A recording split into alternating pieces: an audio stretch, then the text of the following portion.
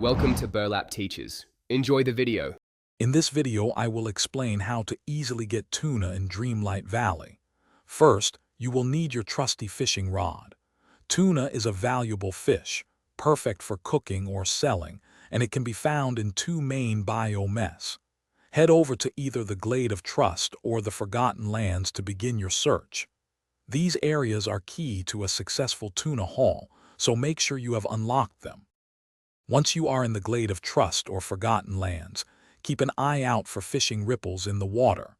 You will see two main colors, blue and orange. Blue ripples usually mean you will catch more common fish. However, for tuna, you will want to prioritize the orange ripples.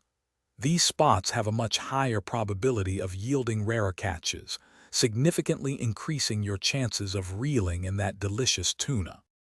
Now for the actual fishing. Once you have spotted those promising orange ripples, cast your fishing line directly into the center. Be patient and wait for your bobber to dip completely underwater. A colored circle will appear. You need to press the action button when the circle is green.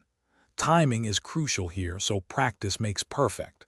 With a little skill, you will soon be pulling in your first tuna. To maximize your tuna catch, consider bringing along a fishing companion. They can sometimes provide extra fish, including tuna, boosting your inventory. Once you have caught some tuna, remember it is an excellent ingredient for cooking. Tuna dishes provide significant energy and can be sold for a good amount of star coins. For example, a tuna burger is a fantastic recipe to utilize your fresh catch. Thanks for watching. Consider subscribing if this video helped you.